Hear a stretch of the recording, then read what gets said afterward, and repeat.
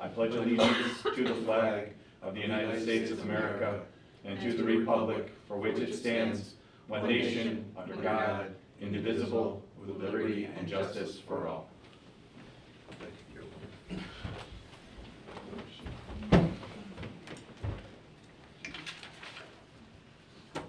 Do you have an extra pen?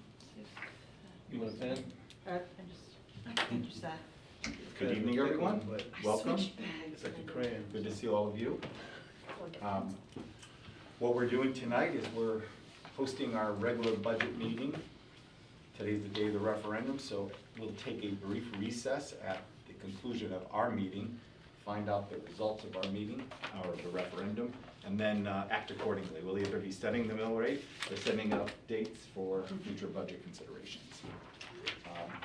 What I'd like to start with on our agenda are the approval of minutes. You have the meeting, special meeting minutes from March 20th.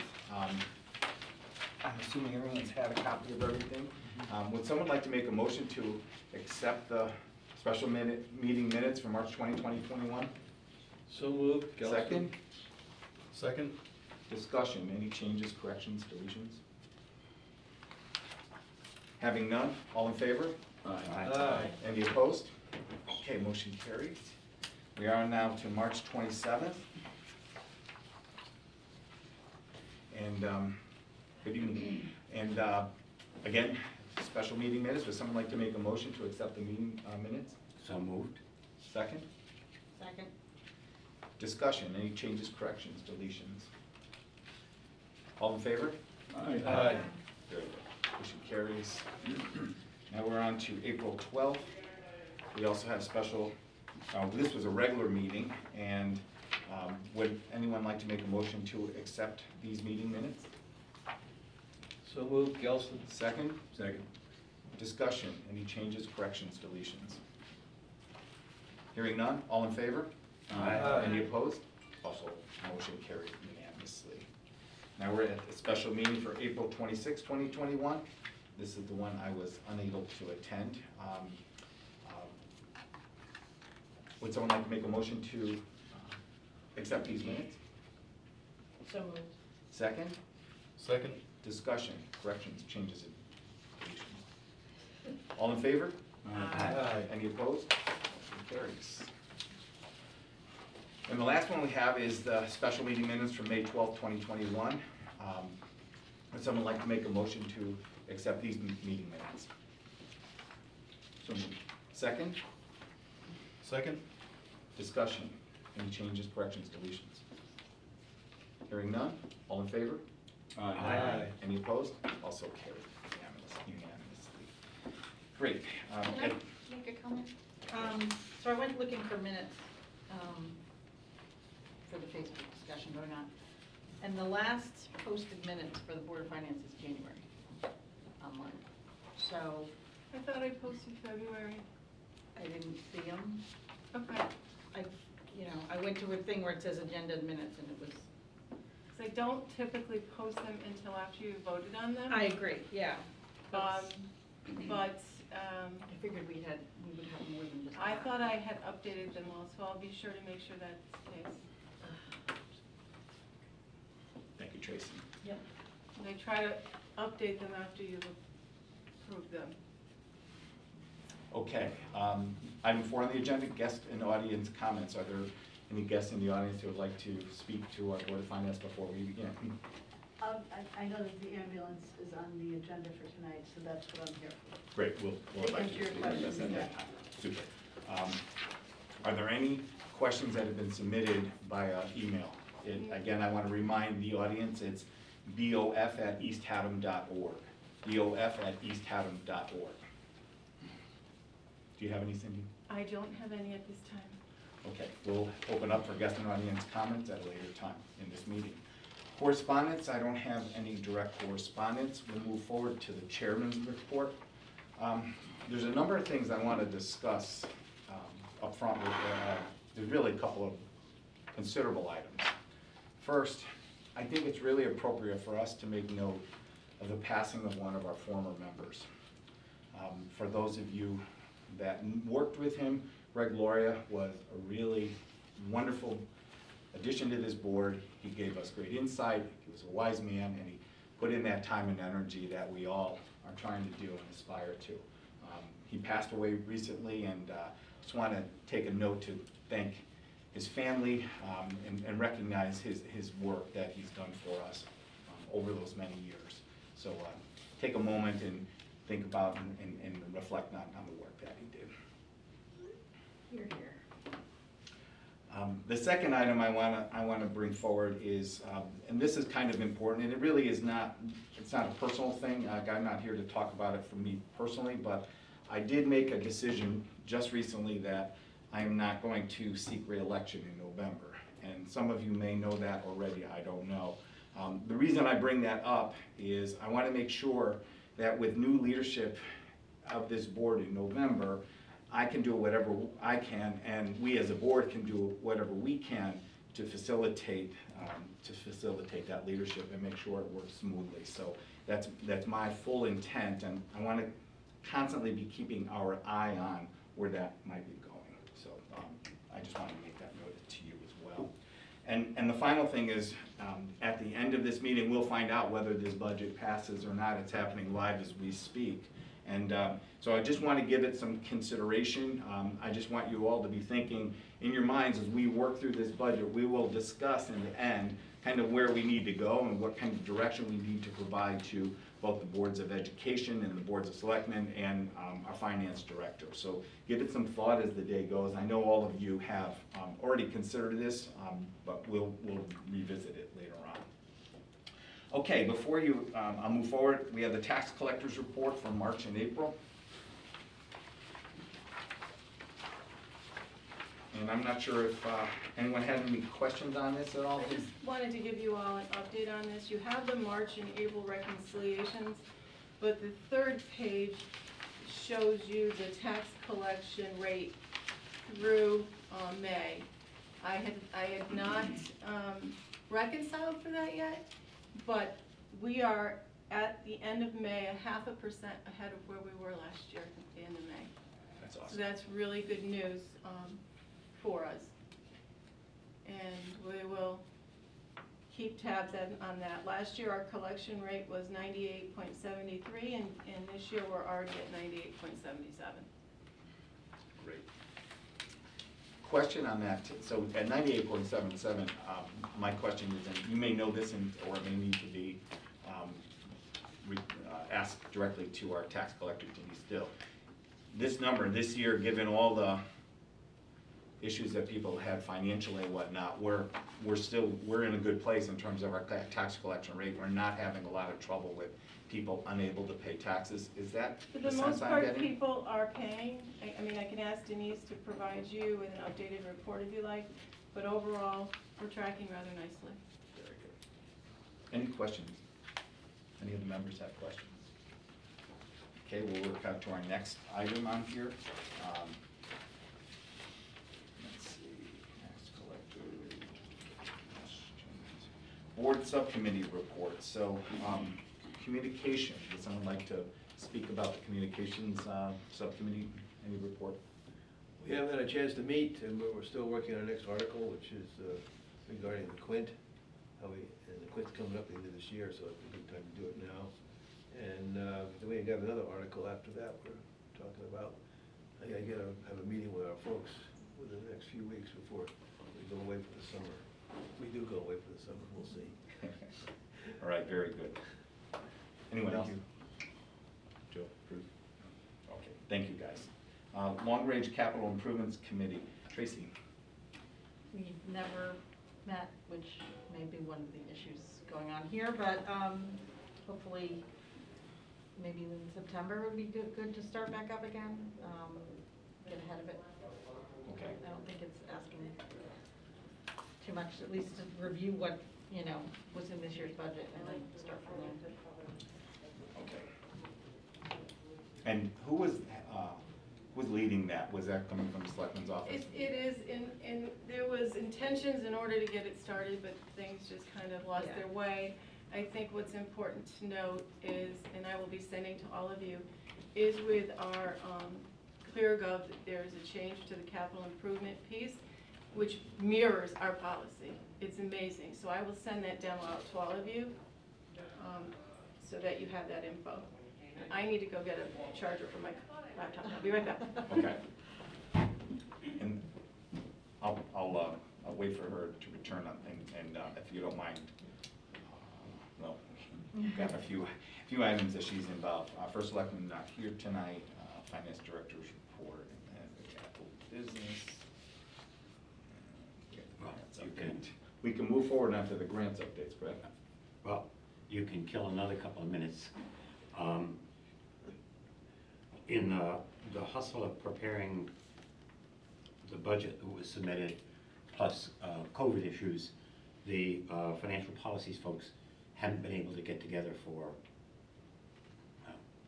Couple months. yeah, a couple, 3 months. But we should get back to that. Yeah, in fact, just on that topic, and this is the reason why I was gonna invite Cindy, I think it's important for us to publish all of the policies that we voted on and approved, and then bring them back. It was part of our normal process to discuss them once a year and just do a review and sign off on them. Yeah. It seems to me that that would be a real good tool for the leadership of the board coming forward for us to do that exercise. So Yes.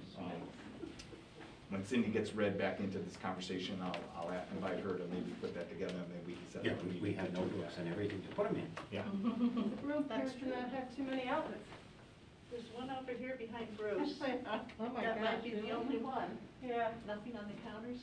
no, all right, You wanna sit over here? no, that's fine. So Cindy, we were just discussing the financial policies, and as part of the subcommittee, one of the goals that we had was to do a review on a regular basis, just to sign off and make sure they're all updated. It would be probably prudent on our part to maybe set a date where we get the subcommittee together, go through all of them, assemble everything, and then bring them to the board before the election, just to sign off and make sure everything is in order. And then that will facilitate the new leadership to make sure everything will be in good I order. think that's a great idea. Great. So, will you put that as a takeaway, and then we'll make an appointment today before we leave today, we'll figure out a time. Okay, great, thank you. Did Rob provide a first selectman report? He didn't, and I thought I expected him, but I don't know. Okay. We can come back to that item if he returns. Let's go to Finance Director report. Okay. So, the front summary sheet, walking through, you've had a lot of transfers and amendments this year, if you will, and they're listed below because you've appropriated from, you've transferred from contingency for youth and family and Chatham Health. You've appropriated for studies for the envelope in the athletics complex. You've approved transferring to Board of Ed reserves their remaining funds from last year. And then most recently, we reduced the debt service budget and increased the interfund budget accordingly for the savings we had in the bond refunding in December. We're at 83% of the budget year, and expenditures-wise, we're at 71%. And at revenue, we're 94%. This is as of April year-to-date. May and June are where we do a lot of our transfers out to our reserves, where we pay for the resident state trooper program. So there's some large expenditures that occur in the last few months of the year, which you'll see when we walk through the year-to-date budget. So we move to the first page of the year-to-date budget. Again, trying to give you a month-by-month highlight, how we're doing. Really nothing. The only item to call your attention to in the general government portion of the operating budget is legal services. We will go over budget in legal services. This is as of April, and I know we have some pretty large bills to pay for May and June for labor. Moving on to... Excuse me, we're going over budget for legal services? What's Yeah. the root cause of that?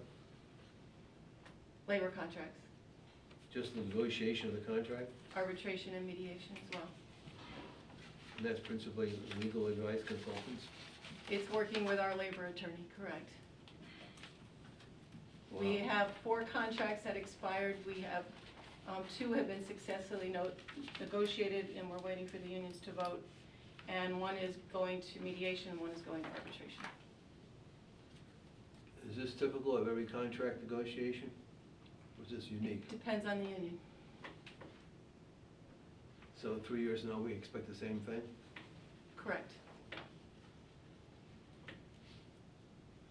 Union contracts usually have a life of 3 years. We have 1 contract that expired in June 20.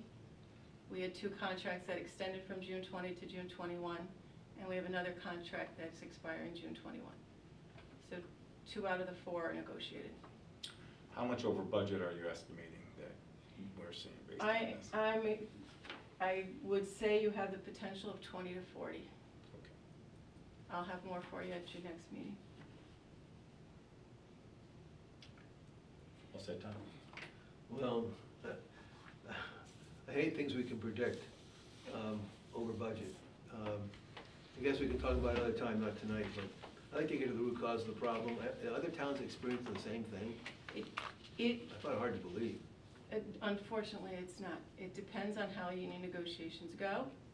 And sometimes they go smoothly, sometimes they don't. And every town, in my experience, can have issues with, and Tracy was on the Board of Ed, and I'm not pointing fingers at any particular union, but sometimes they're quick and easy, and sometimes they're not. And there's no way to predict that. Is this paying the lawyers to be there at the table in the room? Absolutely. So you just sit there? It doesn't Oh, pay no, them? no. No, they coordinate the negotiations. Well, that's something that's out of control, because if you go to a private enterprise, you don't see it happening. With the union, of course you do. The union, there is negotiation, of course there is, but it's between the union and the company, not between the company and the lawyer. Well, when Like we. the company's lawyers. Yeah. Right. No, they don't bring in you bring in the lawyers when you need to write the contract. No, Todd, the initial negotiations generally are held between management and labor.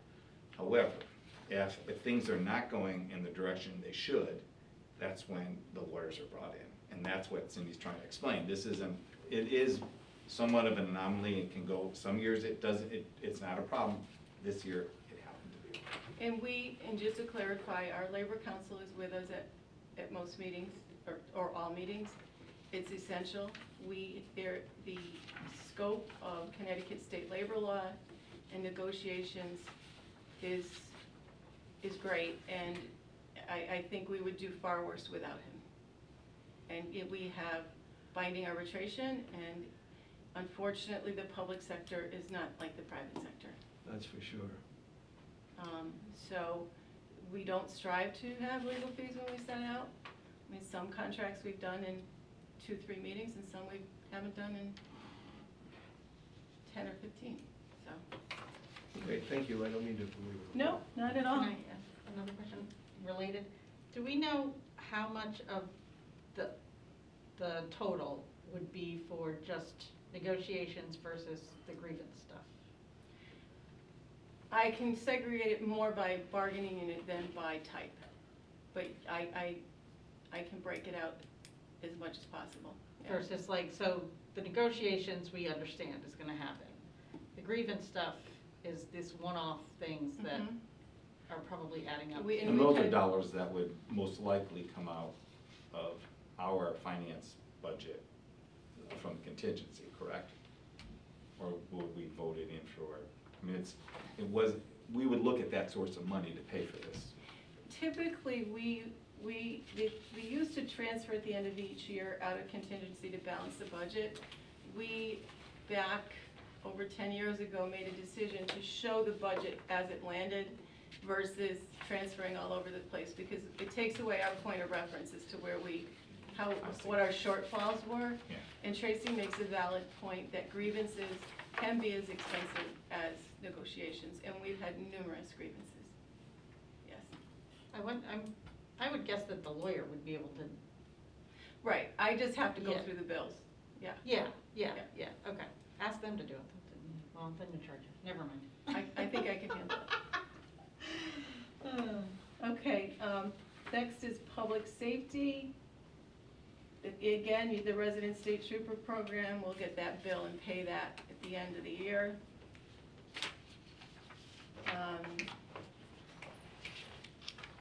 It's looking rather good.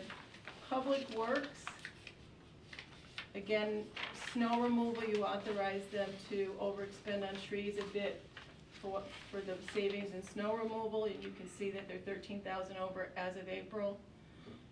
Public Works, as of the end of April, had $28,000 left. Now, as of today, they are over budget $87,000 in repairs and maintenance. And I think that's a discussion we had heard with Steve over the budget cycle. So, not necessarily a surprise, but it's painful. So, I just received this updated report. Where do you see that number? Where do I see that number? You're gonna see the It's not on there. 28,000 remaining, that's as of the end of April. And additional invoices have been paid to bring it up to, in the whole, $87,000. So, we can dive into that in greater detail at your next meeting, but I don't think the number's not high, but I don't think, based on your conversations with the Public Works Superintendent, it's necessarily a surprise.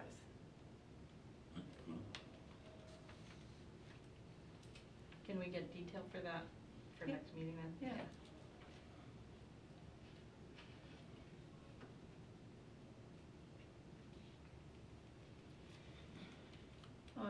Health and Social Services is right on track.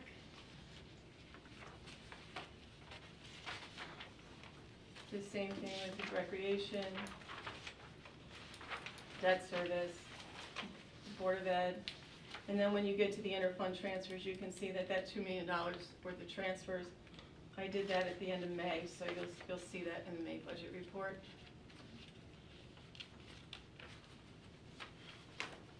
On to revenue, stop me if you have questions. Property taxes. Denise, the tax collector, has collected $27,017,000 with $83,000 left to be collected. Our interest and penalties, given that people were given a reprieve on that, we're tracking rather nicely. That was a concern initially. How would we do with interest and penalties? Tax collection fees were down just a little. Suspense, we've collected more than budgeted, and airplane, we're down just a little. Coming down to intergovernmental revenues, LoCIP, local capital improvements, we just received the monies for that yesterday, so that has been collected. We do have less than budgeted in education cost sharing of $61,000. That's largely attributed to, there's education cost sharing, and then there's excess cost, which deals with special education costs. When you put in for what you anticipate your special education costs in the fall, no one would have predicted the pandemic and us not having costs for, say, transportation and stuff. So they adjusted our education cost sharing because they paid us for excess cost. So it's just the state doing what they do. So overall, we're tracking pretty good. Can I just make sure I'm clear? So these two numbers are just based on, we're only working through April, we still have the rest of the. You have May and June, fiscal we have year. 2 more months. Right, and are you expecting some of these numbers to improve, or will we be looking at deficits on these revenues? You'll be looking at some deficits on these revenues. You will, the Chester Assessor Agreement, we might see a few more dollars on. Casino funds, I think we've received another installment on that, so that will go up by $1,000. I believe we've received the municipal revenue sales tax sharing of $1,600, but the two key components here, or the major key component here is education cost sharing. And the excess cost goes straight to the Board of Ed budget, right? Correct, and in the Board of Ed, we budget, and if you look at your budget book, you'll see special education tuition and the projected excess cost. The next page, interest income, we have not posted April's statements yet. And I apologize, I'm just realizing I was working on this late last night. In your prior year, that is not April, it's on your other sheet, I will update and give that to you. So at interest income, we might fall a little under. Local revenue, the real key components here, where we're seeing some great collections, are in conveyance taxes and town clerk fees. There's been a lot of transactions. The two of those combined, town clerk fees are 67.5 over budget, and town clerk fees are 71, or conveyance tax is 71,600. So they may help to contribute to offset our other shortfalls.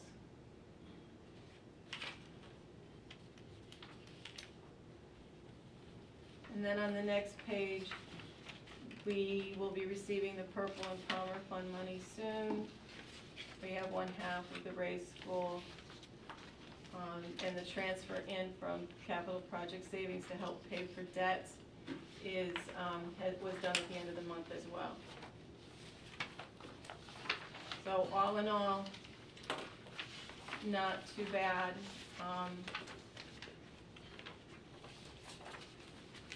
One of the things. Without getting to too much, without getting in the weeds on this, your sense, last year, we spent less than we collected, so we had a surplus. What do you think we're looking at this point in time as we reach the end of our fiscal year? I believe in my initial projections for the budget, when we have to do the projections, I showed revenues to be more than we had budgeted and expenditures to be less by about, I showed revenues to be about 100,000 more than we expected, and expenditures to be about 150,000 less, but I have to go back and look at public So works. that's kind of the sense you have right now, even though some, Right. right now we have it. So 150 more, 150 less, we're talking about a 250 number in our mind. Roughly. Right. I bring that up because, we'll just put that in chalk, we know we could erase it, keep that in mind when we have to talk about that number that we're looking at here. So, given the current state of world affairs, et cetera, I think we're doing not bad, really. We watch it very carefully, and Public Works will get you more detail on. But Dawn's been working on accounts payable today, and she said, you're gonna wanna see what I got here. So we will get greater detail. Great. Anyone questions? Joe? No questions right now, thank you. Todd? Yes, transfer station fees. Did I read that correctly? The revenues are $6,000 less than thought, than planned. Transfer station fees, right, so they're tracking well, because there's 2 more months left to collect. So they could exceed budget in their collection fees. Okay. That's, all right, thank you. Anything else? And licenses are down by 10,000. For the town clerk? Yeah. Because many people can do it online now. And So if she you can look do at it this online. year's budget, she's reduced that amount. Yeah, understood.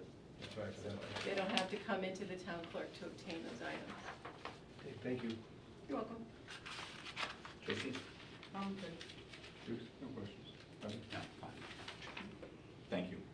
Okay, grants update. While I don't have in writing, I can give you a quick overview of all the grants. The COVID, and I forget what the term is, the American, there's so many acronyms. American Rescue Plan? Thank you. Yes. So, I know it so well. as I had told you, or informed you during budget season, we will receive half of the funds this June and half next June. I was on a Zoom call meeting with OPM yesterday. Every town in the state must submit paperwork by tomorrow in order for all of us to get our money. Every town must have their paperwork in and approved by 5 p.m. tomorrow. I submitted ours yesterday, and it was returned to me late last night and resubmitted. I had to make one adjustment. So that has been put in for processing, and I think there's a great deal of misunderstanding of what we can and can't do with this money. We're still hammering that out, but we can't just take it and do whatever with it. It comes with strings attached.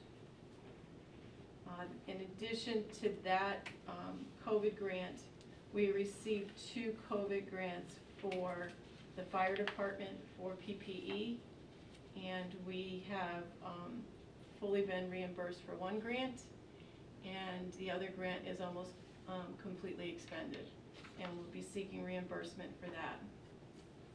And how much is that for those? Total almost 30,000. And what you'll get at your next meeting or August meeting is some of these grants. For example, the PPE had a small match, and we do have some shortfall on the COVID grants. So the town is going to have to make up the difference. I estimate it to be under $10,000. So that's good given all of the COVID expenditures that we've had. The Board of Education received a grant called ESSER 1, which was about $36,000. We have been fully reimbursed for that. ESSER 2 is specific to some educational things that tie to the Board of Education budget to try to offset some costs. That grant has been approved. And then the Board of Ed had another grant called a coronavirus grant for about $140,000. Those funds have been expended as well. I will be submitting for reimbursement for those in the next few days. And then the Board of Ed is getting some ARF money, we'll call it ARF money, soon. We still don't have all the details on that. It's $200-something thousand, but again, the details are not all firmed up for us, so I can't say with any certainty what we can and can't do with it. The town had a $100,000 coronavirus grant. We've expended all of that and received reimbursement, and that was utilized for both the county and the Board of Education. Basically, on these grants, depending if I could be used for both as expenses were incurred, I just put in for reimbursement, just to make sure we got our money. And then we already talked about the town ARF grant for $2.6 million that was submitted. And hopefully we should have the funds before June 30th. So that's all COVID related. Any COVID grant questions? Anyone? Yes, I have a question. You said a lot in the past 5 minutes, all these numbers. I know, and I will have a beautiful little summary for you once. I spent so much time getting the grants into the state systems that I didn't get it put on paper. I think that people in town would appreciate a summary, the same summary we would look for. Might be a nice communication. That would be very nice. We'll put the quit in the back, and show it in the back for a moment. But is that something we can put on the town website or the Board of Finance site people can look at? Once I Study. finalize it and I get approvals from the state, I don't want to say that I want to make sure I have all my state approvals lined up before we Understand. say that we're good to go, Understand. because I would hate to have to backtrack on that. Yeah, I understand, but that's what you summed up. If you sum up all the money you just talked about, it's a lot of money. It's a very, the COVID money is substantial. No, this money, it's important to remember, has already been spent. Well, that was my next point. Thank you. All Thank you, Bill. except for the ARF money and this ESSER 2 money that'll be spent next year. Yeah. But I mean, it's already been budgeted and allocated. It's not like we're getting extra cash coming in. It's been money that's been budgeted and accounted. We've Except already for the anticipated. ARF money. Except for that. yeah. And how much is that number? Between roughly? the town and the Board of Ed, almost 3 million. And we've So that's- allocated to the budget about 300,000 now. Well, That's why the capital committee definitely needs to reconvene. Because that's where most of it will end up, I suppose. Correct. So that's the half this year, half next year, right? Mhm. Okay. And one thing that I caution on, only because I've watched the grants come and go, like, you think you're getting it, and then they go, no, no more. If we're gonna plan for something, we don't break ground and start doing it till we have the second installment. Or we make sure the first installment's for something specific and then allocate the second installment to something else. Because we don't wanna be on the hook for $1.3 million. That would not be good. So, then just to discuss some FEMA grants. Oh, Oh, yeah, sorry. Besides simply recapitulating that the town got this much of ABC money and this much of XYZ money, it would seem like the really important thing to communicate, in my opinion, would be the restrictions on it, that this is can only be Right. used for X, Y, and Z. And then the next sentence says, and East Haddam has decided to use it for 1, 2, 3, Understood. right? Otherwise, it looks like there's this giant windfall, Yeah, and why Or aren't we raising using it to taxes. pay teachers' salaries and? yeah. right, Truck and- tires. Truck tires, exactly. Okay, thank you. And I think that's an excellent point, Harvey, because in most grants, you're not allowed to do what's called supplanting, which is to use money that you would normally budget for yourself. But with COVID grants, they're letting you supplant. And I think for a lot of these big cities who are getting in enormous amounts of money and they're supplanting, it's going to be very painful when that stops. So we don't, some people call it a shelf, I call it a hole. We don't want to dig a hole we can't get out of. So we have to be very careful as we allocate those funds. As Thomas Jefferson once said, don't spend your money until you have it. Exactly.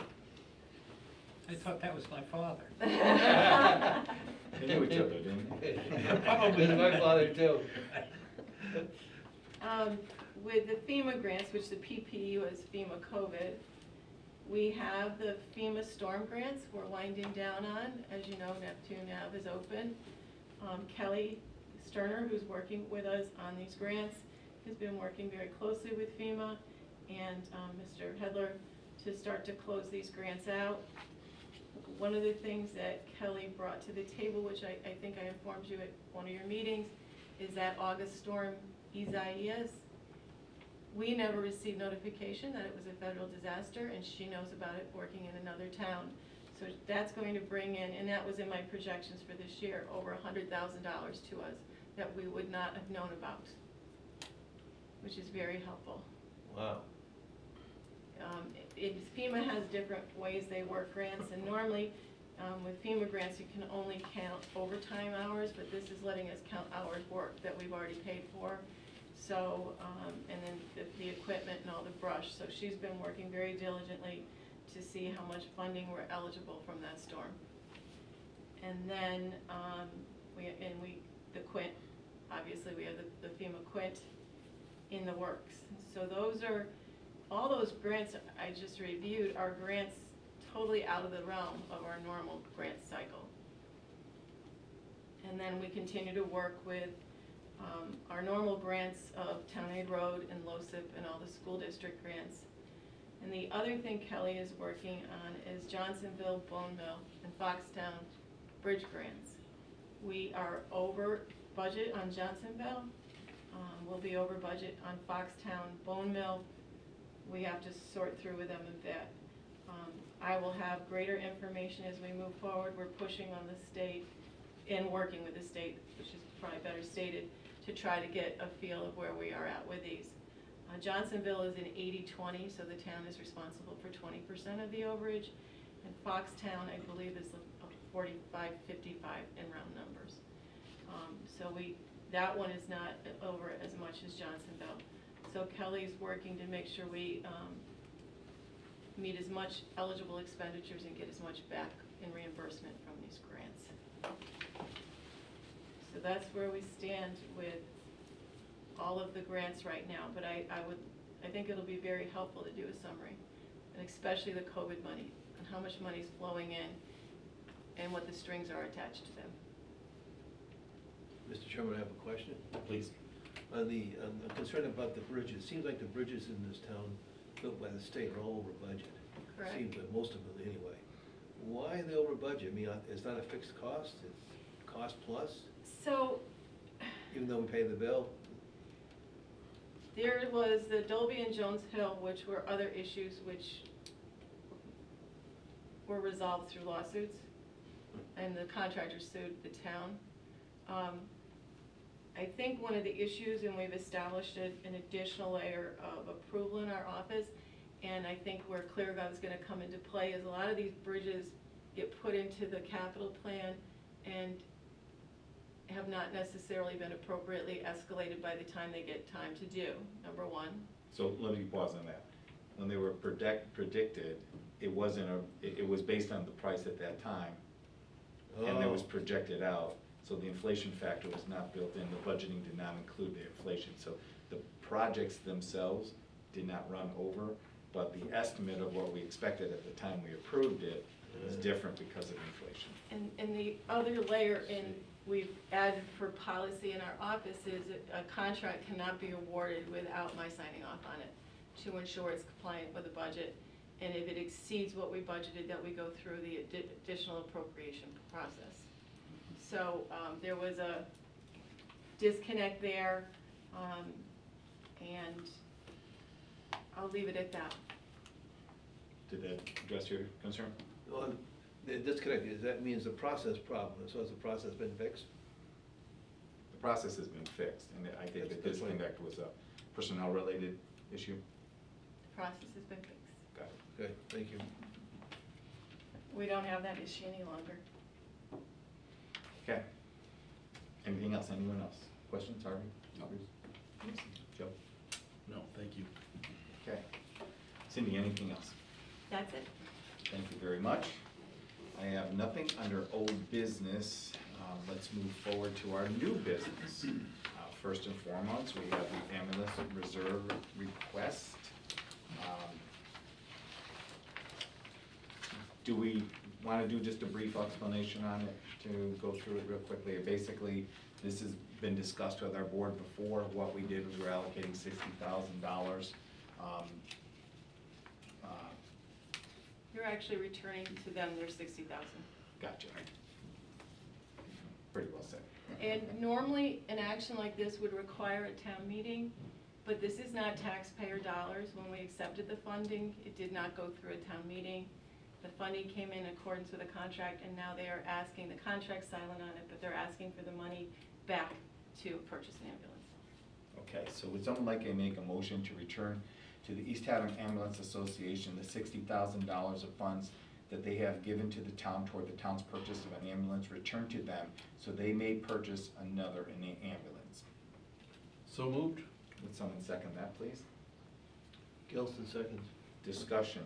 Anybody have any questions or discussion points on this? Hearing none, all in favor?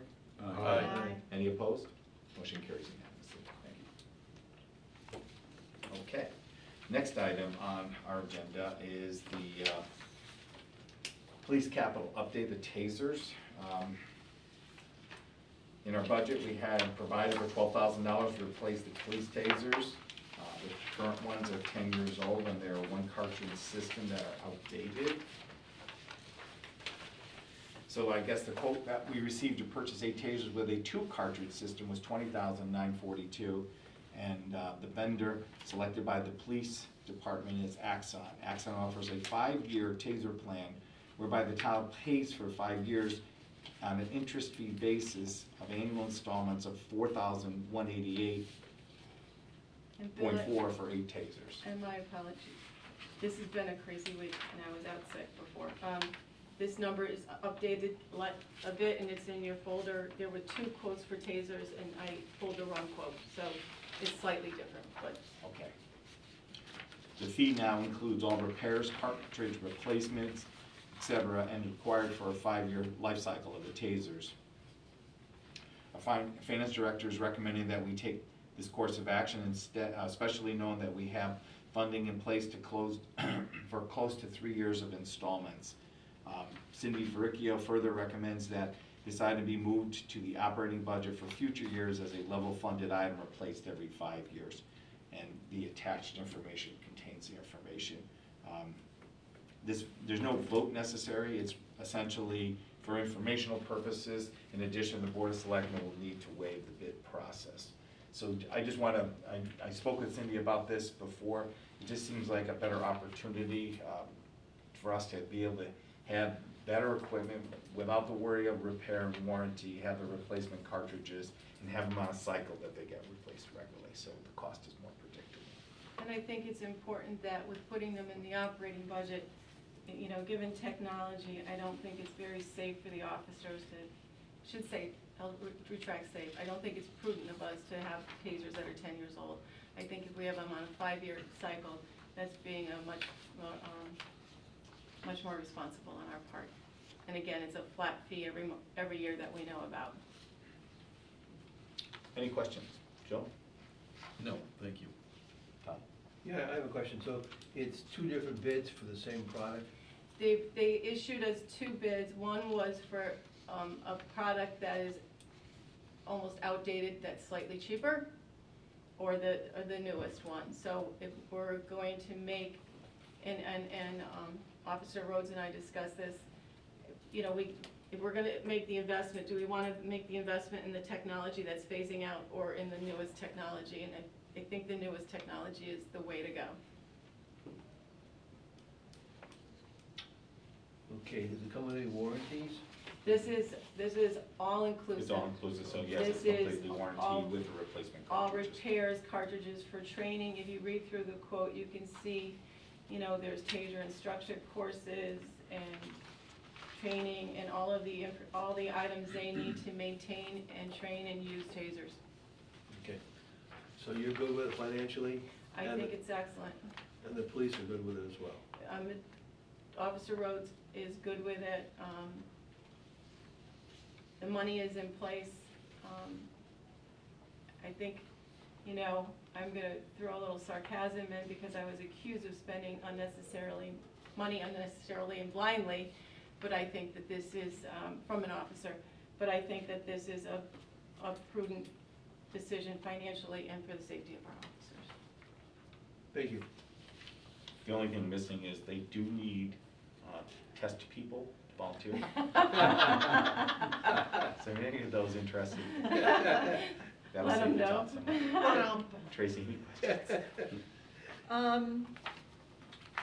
So we don't have a line item for this currently then? We have a capital line item, so we have $12,000 already budgeted, so we So already. we're just gonna move it over? We can move it over, right? Okay, And all right. then we can budget going into year 3. Okay, so it's gonna come out of capital, go into operating and just stay there? Right, and then we can look to start funding the remainder in year 3 and forward. Oh, all right. And and again, in the philosophy of this board and planning and trying to level funding, I think this is the way to go. Mm-hmm, mm-hmm. Anything else? That's good. Why are we waiving the bid process? This has not gone out to bid, this is what they have reviewed and want to select. It's up to the board of selectmen to decide if they want to waive the bid process. Okay. Thank you. Well, has the Board of Selectmen done it already? They have not. They're just showing us that we're I'm looking at just, this I'm just first. telling you the financial components so that I can indicate to the board of selectmen that I've brought it to you and that you've reviewed it and the philosophy behind it. So let's think this through. So we're okay with the money, we have the money, police want it, but we didn't go out to bid on it because the Board of Selectmen haven't decided yet whether to. If the go out to board bid of or not. selectmen can choose to go out to bid or to waive the bid, but we would be looking for some kind of arrangement like this, yes. So, I'll be devil's advocate, so if we put it out to bid, we can get it like 10% cheaper. We could, and that's under their purview. but this brought forth an option that we had not been aware of was available to us. So there might be other areas, or the police can explain why this is the Preferred. preferred, thank you, I couldn't come up with that word, preferred taser. But this just moves us along towards getting them a taser, whether it goes out to bid or the bid waived, that's up to the Board of Selectmen. So if we approve this tonight, We're not There's no approving it. approval. This is an informational update. thank you. You're not approving I was anything. getting worried. Thank You're you. being informed. Fine. Yeah. Because I don't want to next year saying, I put this in the operating budget, and you're all like, what are you talking about? I want it to be on your radar.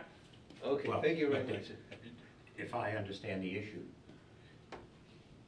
the concept is to go in, enter into a deal where you've got it kind of locked in for 5 years. You've got replacement if things go wrong and all. And the question that you raise is, well, is this the best deal we could get Correct. under that scheme? Yeah. And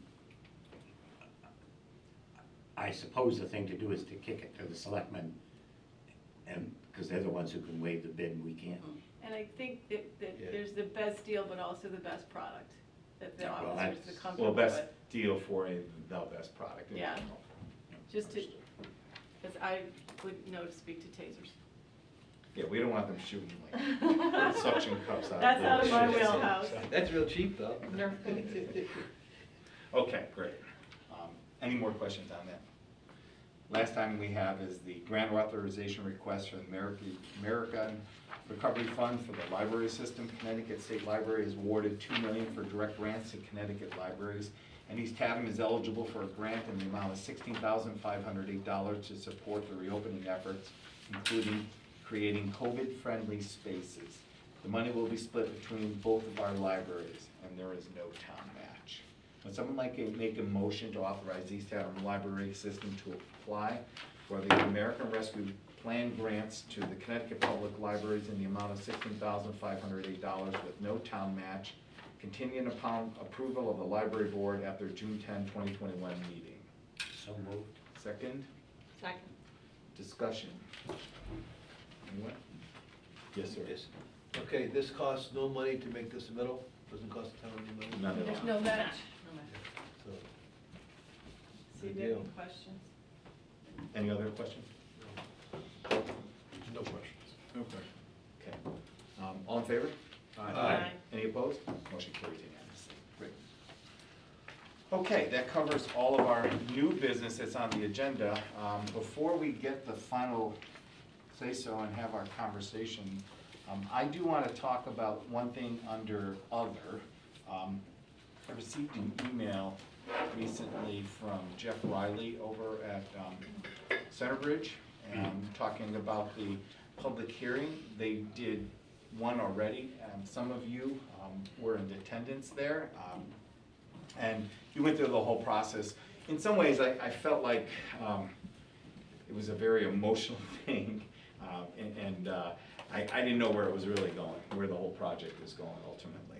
That said, they're doing another public hearing, and according to Jeff, he said they're going to change it up just a little bit to address some of the issues that he felt were some challenges they faced. And so he's changing the format just a little bit, having a little bit more information to try to address concerns, specifically things that they heard as feedback from the first public hearing. And then looking to address questions as they go along. And what was the thing? I guess at some point he said, and even perhaps at this hearing, he thought it would be important to show the public how the respective boards, the Revitalization Committee, the Board of Selectmen, and the Board of Finance feel about this project. Now, I'm not one to make this unilateral decision. What I would rather do, since we're not doing a vote or anything of that nature, nor do we have anything, I did think it might be a prudent time for me to get a sense of where everybody might feel, if we're okay with that, just to get a sense of maybe me being able to communicate. If I'm invited to attend this meeting tomorrow as the chair, and I don't want to make any statements that don't reflect your wishes. So I thought I would go around the room and just maybe get some thoughts and feedback from each of you individually. Would that be okay? And I'll start with you, Joe. I'd like to hear what you're thinking. Oh, and by the way, I just want to point one thing out. Before you get into the details, I think it's critical to remember what we're really talking about and what the town will be voting upon. It's really all about voting to empower the Board of Selectmen to negotiate a definitive agreement. It's, and for the transfer of the town property, once the building has been obtained. It's not about the design. There were a lot of feedback on the design, traffic, where's the money coming from? Those are all questions yet to be resolved. It's really all about, should we allow the selectmen to move forward with this in support of this project and negotiate and work it out to the satisfaction of our citizens, or do we just say no and we're done? So that's really the scope of the question that the town will vote on during this referendum. With that said, now please share your thoughts. Thank you for the clarification there. Yeah, like everybody else, I have lots of thoughts, lots of questions, comments. But to keep it very specific, to your point, I support and would encourage the Selectman's office to pursue the next steps to develop that area there. I think there's a lot to be clarified, and the project has to be tailored specifically to East Haddam, and there's a lot of reasonable concerns that have been raised. I think that we have gone through exhaustively through our processes here over the past decade. I think if we fail to move, we're going to end up with beautiful riverfront property that's going to deteriorate and rot, and is going to not only not generate revenue for the town, but I think it's going to end up costing us more money in the future. So I do hope that the Selectman's office will pursue it. Thank you. Todd? I believe there are too many unknowns at this point to make a firm decision. I think the developer has to come up with some more firm numbers rather than guesses. And another thing I don't like, I'm not sure what we're being asked to approve, because are we going to give, if we approve, we're going to give the Board of Selectmen a blank check to go and negotiate for a sale, not a lease, but a sale. And what are we going to get out of that? How much is it going to cost the town? I think at this point it's too early to ask us for a firm decision. I think we need more information.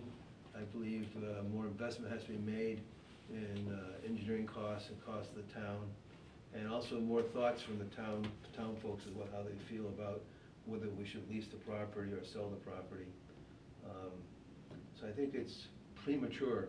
My opinion, I think it's premature for the Board of Finance to make a statement at this time. Okay, so I want to read again what it'll say at the public hearing. Based on the vision being presented by Centerbridge Group for Swingbridge Landing, citizens of East Haddam will be voting simply to empower the Board of Selectmen to negotiate a definitive agreement with CBG, allowing for the transfer and redevelopment of the town's property at 1 and 7 Main Street once a building permit has been obtained. CBG has agreed to purchase the property, but it will not be executed until a building permit has been obtained, thus allowing the town to maintain its ownership of the property until it is assured of a financially viable project that meets all regulatory requirements. We believe everyone understands that to be successful, the agreement must reflect financial market realities, and CBG looks forward to working with the Board of Selectmen on getting to that agreement as soon as possible and to expediting the redevelopment of this important property. I read that only to make sure it answers your question.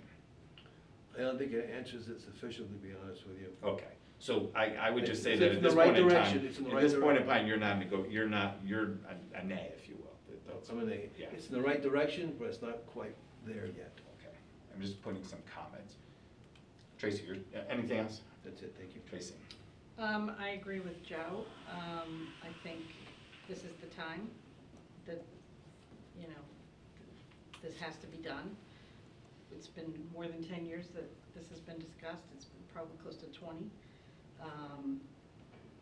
I do have a question though. So I think, we do have to enter into the agreement with the, with the improvements that they want the town to make and the state to make, which everybody keeps missing the boat on that one. Is that another opportunity for the town to vote on this particular thing, right? So that would be a referendum in itself? Correct. Okay, so, yeah, I'm definitely for this. Like I said, I think this is the time, and I think they're taking into account the scope of the project, and again, keeping it very consistent with what East Haddam is all about.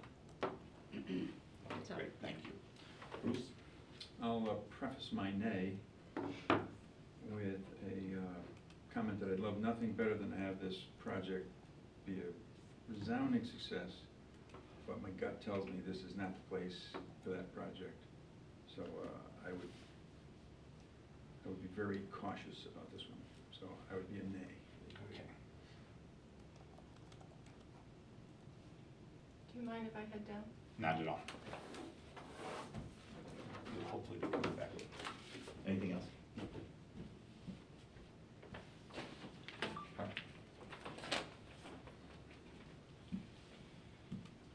What we're being asked to endorse right now really is to tell the town to tell the Board of Selectmen to go and find out the information that Todd wants. And without that information, yeah, nobody's gonna sign on the dotted line, but without going ahead and finding it out, you don't know what the deal is. I agree with Joe and Tracy that something has to be done with that piece of property, rather than just let it sit there. And it's an economic opportunity. I mean, you could make it into a park, but that's not going to increase the grand list.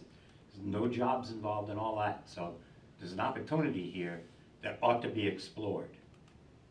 Not to say that they're going to come back in the end with numbers that work. I mean, they've got, in my opinion, they've got a lot of work to do. And the scope of the project may be bigger than is realistic. But we won't know that until somebody does all the little paperwork, and it may require more engineering, it may require all kinds of things. But I'm in favor of moving forward, and let's find out if it will work. Thank you. If you just say no, you've let the bus go by, and you don't know when there's gonna be another one coming along. And I'll just conclude my thoughts, and you kind of went down the same lane I was going. The scope of the project, they're listening to the feedback of all the citizens and the presentation. It appears there's a disconnect from the size of the scope of the project. There's some unanswered questions, there's size-related issues, there's traffic-related issues, there's financing-related issues. All of those things exist, and they may be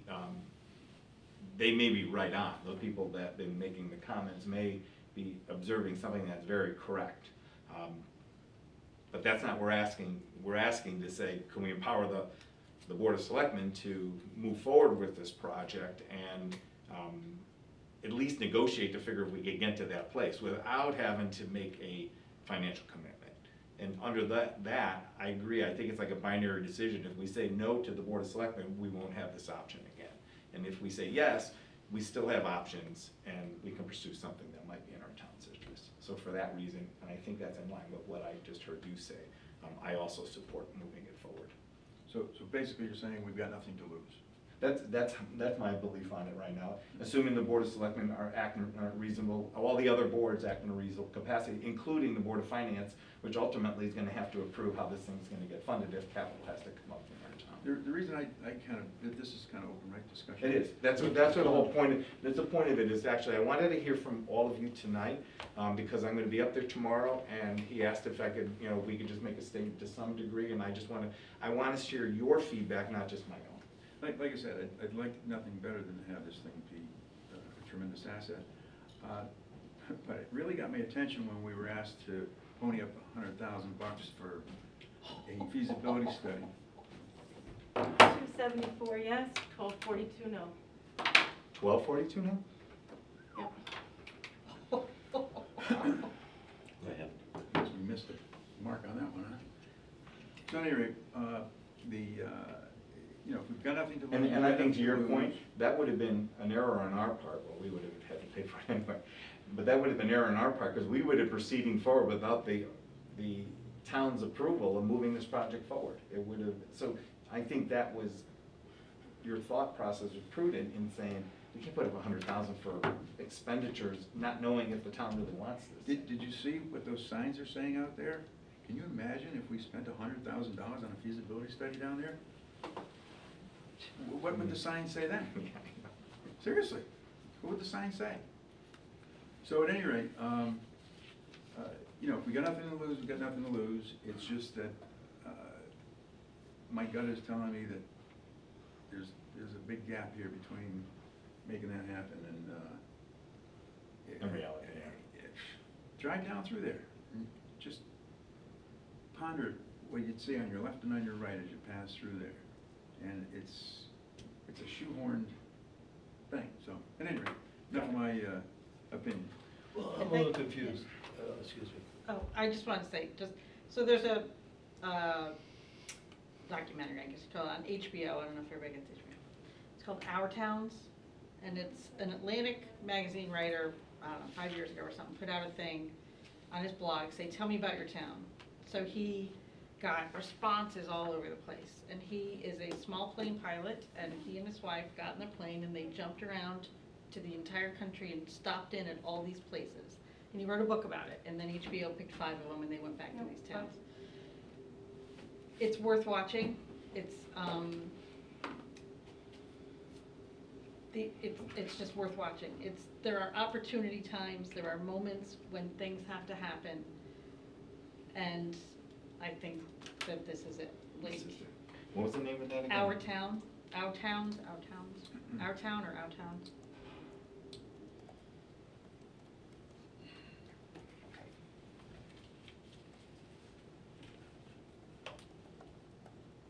I'll check that out too. Okay, I'm a little confused. sure. What are we being asked to do? If we say yay to this, that means that Board of Selectmen go ahead and negotiate an arrangement, a contract with the developer. And the developer does not actually buy the property until there's a building permit. until- Which means that they've The got deal the can be turned on. financing, they've got the infrastructure, they've got the investors who wouldn't invest the money unless they were gonna make money, is what I would guess. And all the boards and. And everybody's off. signed on every dotted T in line and everything, yeah. And this would be a purchase agreement, not a lease. That's the intent, Yeah. is to do the purchase. Yeah. Well, how does the town feel about a lease versus a purchase? That's something I guess we'll find out when the deal is Right. So when it gets that spelled far, out. when the P and Z and the state approves, and it's just a matter of turning the key, then it goes to the town for a vote, Absolutely. a referendum, or at least a town vote. And that'll be decided whether it's gonna be a lease or purchase, because right now, the developer, he said he's only gonna talk a purchase, not a lease. His intent is to go there, so the deal may just fall apart if they propose a So, yeah. lease after he's expecting to purchase. If it's a it. lease, then they wouldn't pay for all the cleanup, 'cause then. Which might be like- the reason why Yeah. it doesn't, it may not be the most prudent. Right, Again, it's right, not, right, yeah. If there it is a would be, cleanup. it would be kind of looked at later on. All right. So basically, we're saying yes to getting more information. No commitments. Correct. People gotta understand that we're not making a commitment. We're just saying, yes, go get more information. And I think the most vocal opponents of it don't want that course of action because they don't want it happening at all, for a variety of their reasons. Irrespective if it's the right thing for a good place or whatnot, they just don't, there's a vocal group that just doesn't want that to happen. But I just wanted to get a sense of your thoughts in terms of what it is. Well, let me run my mouth another couple of sentences. The signs out there, apparently they were effective. that said, no more taxes, blah, blah, blah, blah, blah. How are you gonna do that and keep running the town, right? You're not gonna shut the schools down, you gotta plow the roads, and so on. The only way, realistically, to keep taxes down, other than closing the schools and don't plow the roads, is to figure out how to increase the grand list. This is a way to do it. It's not a magic bullet. I mean, even if it works, there's gonna be a Board of Finance in 10 years sitting here saying, holy smokes, how do we do this? But it's a chance to increase the grand list. And the project as designed may not be, I'll almost be willing to bet that the project as designed won't be the project that's ultimately proposed. And you don't think the $6.5 million will be necessary on our part? See, that's the thing. Route 82 is not our road. Like, everything that's related on that list to Route 82 is not that ours. money's gonna have to They come. asked for town participation of $6.5 million. Which Quite certainly included heard Route that. 82. I Like, heard 3 it too. million of it was like, move the road. I think it got, because I checked them on that, and I said, listen, that's not gonna work. So, this is state road. You're not gonna get that kind of financing from our town, we just don't have the resources. You're gonna need to get federal grant money, you're gonna have to get state money, you're gonna need to pursue a different course of action, because I can't see us coming up with that money. I can see putting up streetlights and nice crosswalks and things that will benefit no matter what's there. Like, that kind of stuff, I think. But $6.5 million is not gonna fly. Right, and it's not our road. And Senate Bridge understood that. I made that very clear. No, Because I know you made it clear. No, I mean, But I made it clear, I called him and made it clear, I'm like, listen, this project, as you're proposing it, and it was especially as a result of our, you know, we had our meeting too, and I just felt like they were kind of, if we're looking at tax abatements, that's one conversation, because we're not collecting anything now. Right. But if we have to come up with money on the upfront, I believe that that's gonna be an issue, and I made sure they knew that. Good. Because I think Yeah. that's a serious concern. So it's gonna be their role to either, or work with the state or other elected officials to try to see if those Well, I know monies can come from different places. Irene had a meeting, I don't know, a month ago or something, with a lot of people, DOT and everybody, I don't know, She had it with yeah. Joe Courtney. Right. And Norm and. Right, she was- so I don't know what happened after that. There's also the DOT meeting tonight about the freaking roundabouts or whatever, so there's a whole lot going on in that 1 mile stretch of road that's gonna be. It does appear to insane. me that these conversations should happen among each other, not separately. Right, but- yeah. So all we're doing is approving the path to get more information. We're not saying yes or no to approving the project. Right. And I hope Mr. Riley communicates that, because I'm gonna be getting a lot of phone calls if it comes out differently, I can tell you that right now. So, yes, I'm okay with getting more information, what's wrong with that? But I don't want us to look like we're committing to the project right now. I think it's way too early for that. People don't understand, Mr. Riley has to understand as well. Good. You All right. got what you wanted? I think I do have the feedback, and assuming that's I wanted to share your insights when I'm at the meeting tomorrow. All right, let's move on to our next item, which is 2021-22 budget. We did not pass this budget, so now what we need to do, Could we hear? the official tally is, 274 to 1242. Louder, please. 274 yes, 1242 no.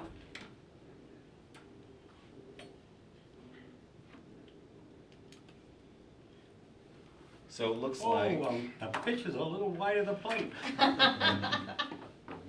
least it was close. The odd thing is if we took out the things they had the signs up talking about, it wouldn't even come close to this. 550,000 to get a zero, yeah, it would have been 13,000, I mean, be short about $500,000. it would have been 30,000. It's less, the 150,000 they're talking about for the video was was 15 $15,000 for grand a that video year. machine. Well, it's 15 grand a year, and And the you- first year was paid for by this building project, so there's no taxation for it. So what I'm saying is if you threw all the cameras out and even the, 50 Selectmen's grand raise. of the raises. raises, we're still It would've been upside down by, $50,000. how much? It would have been 50,000. Right, so we're $500,000 away, so we have to find $500,000 to meet what A you're zero saying. mill rate increase, but to be very clear, there is going to reflect a tax increase because there's been grand list growth. So the grand list is automatically gonna generate additional taxes. The key is for your taxes not to go up, it has to be a zero mill rate increase. Because for people who've done home improvements or a new home, that's added to the grand list, it's Right. not the status quo. All right, so we're looking for .62 is what we're looking for. Right. All right, So let's, what's the dollar 0.62 amount of to them. get to zero then? Yeah. About 550,000. All right, so 550, let's think about a couple things. The reason I asked about our budgeting And- cycle is if you're, and it's too early to tell, but if we're predicting that we might have a bit of a surplus based on our conservative numbers we did last year, can We're we? already using 1,150,000 of fund balance. I know where you're going, but in good conscience, I couldn't, I have issues with that. All right, then let's take a step back. We'll table that thought. Let's do two things. First, as the chair, I wanna just coordinate a couple of workshop dates. I wanna seed us some thoughts. You had already spoke with, the registrars, right, and asked about potential dates what we can look at Correct. for another referendum, and so let's backward plan from that and see if the dates will work. So, Do you have it handy? I got it here. I have it, it's just turned itself upside down. We're looking at a potential public hearing of July 13th, a town meeting of July 27th, and a referendum of August 10th. 2 months? Well, here's the issue. You have the 4th of July, you have staff members who have paid vacations. I personally leave on vacation next Friday, paid vacation, so, for 2 weeks. And you have to have time to advertise it. Okay. I don't know, what's the requirement, like, I don't know. whatever. There- From the time of the, Backward date from the August 10th date. The real date that drives it is when you set what the town meeting date Right. backs up to. Right. The public hearing has to be within 10 days or more, and when you have town meeting, you've got, I think it's a 10-day window as well, and we try to just do it every 2 weeks to keep it. Okay. All right, so you're looking at July 13th for the public hearing? Yep. And then the And- town meeting on the 27th, 7/27? yes, and the referendum of August 10th. And I did a quick calculation for you, so I'm gonna double check it all, but, that's the target number. We can give you more info. You're gonna get there. Okay, what I'd like to do, because we'll probably want to have a workshop to go through this, but we're not necessarily prepared to make the adjustments that are necessary. So I thought for tonight, we'd go away with two goals. One is to set the date of the workshop, and then to also perhaps get our own individual feedback of where we may want to go on this budget, to give Cindy some direction, to look at what we could do to cut, and then come back and maybe chew on it when we get to the workshop. Does that sound like a reasonable course of action? Yeah, I'd like to kind of discuss a little bit of the perception and then I think the that's, money. I think you nailed it already, and that's part of what I wanted to get from us when we discussed that. Okay, so let's start with the workshop. If we work with the dates that you just said, when do we need to do a workshop, Cindy? You would have to do it next week. All right. are we already scheduled for You have a Monday? regularly scheduled meeting for Monday. Do we have a packed agenda or not We Monday? were This going- was the This meeting. was. This was the meeting. Okay, so it's an open agenda. Yeah, we can do the workshop on Monday. Yeah, I was gonna ask if it was. You're any- leaving when? You're My last day is Friday. And I have to Monday? close the books for the year next week as well, You don't mean this coming Friday, you mean the 18th. the 18th? Oh, Okay. Is that, I mean, we understand the compression of your time. Can we do it on Monday? Yes. so, All right, so we're gonna do our workshop on Monday at 7 o'clock.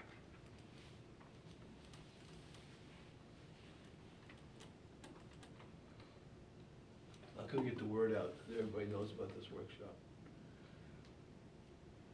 And without, and at this point in time, given the, so that's the first thing. And then are these other dates okay? The 13th, the 27th, and the 10th, do those all work for everybody here? Say again, please?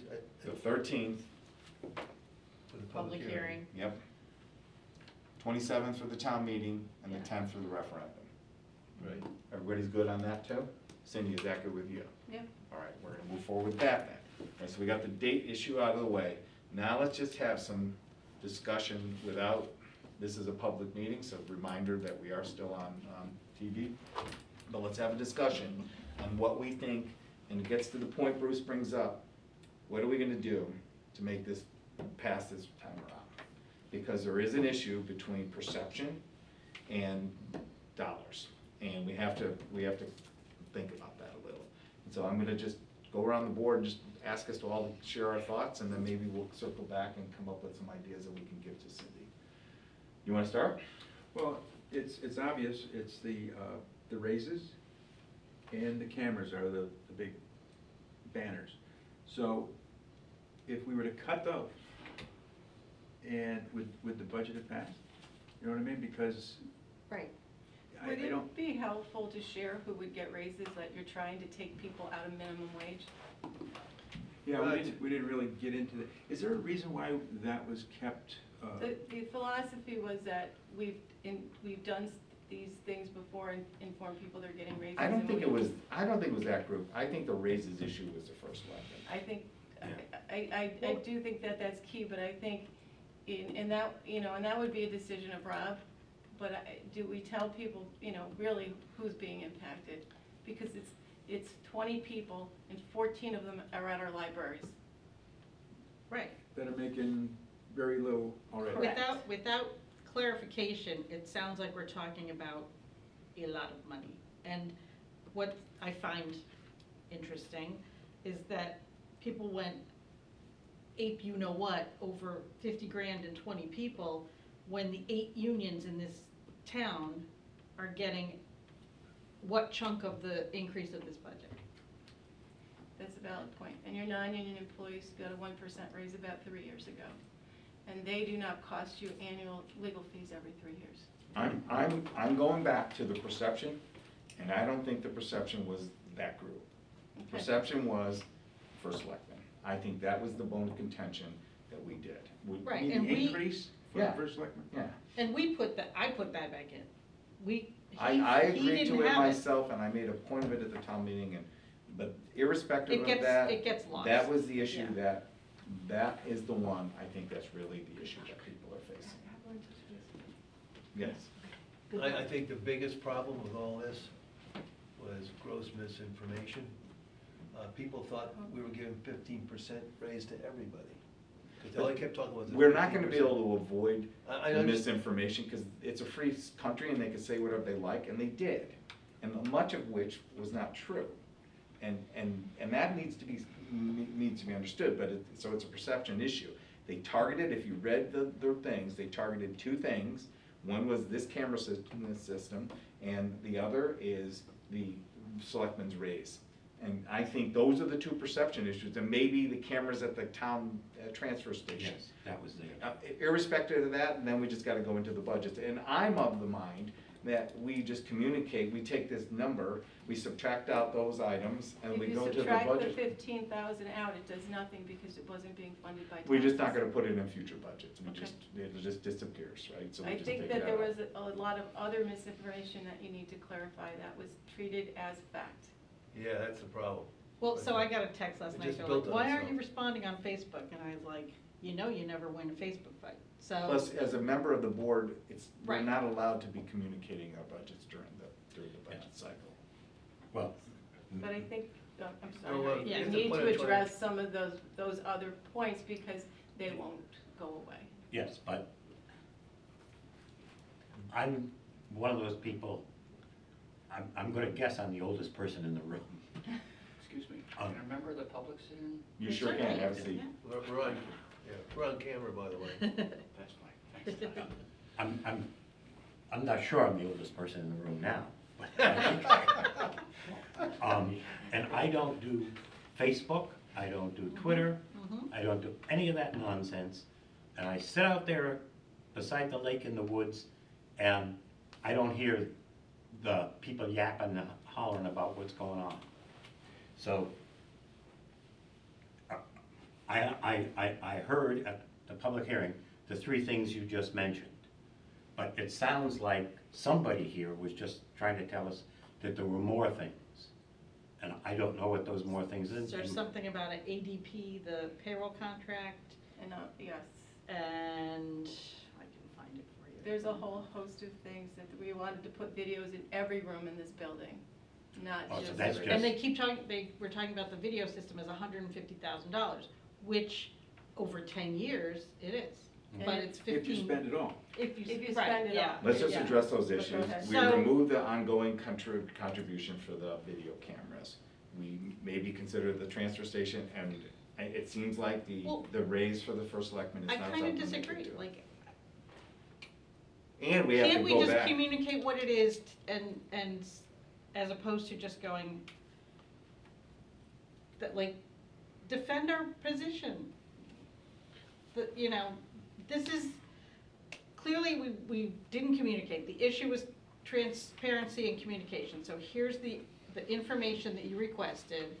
We apologize that it didn't get out there more clearly at the beginning. Here's the positions that are affected, here's how much it is. I don't think it's feel- gonna get us a new budget because we gotta now get a 0 mill rate. So we've gotta go Who figure said out. what? Where do No, you get that? I'm about to agree with Tracy. She's outlining a strategy that might work, which is, geez, this, we have a case to make, let us make it. Boom, boom, boom, boom, boom, boom, boom. I don't know. Other strategy would be to go and say, okay, let's have a 0 mill rate increase.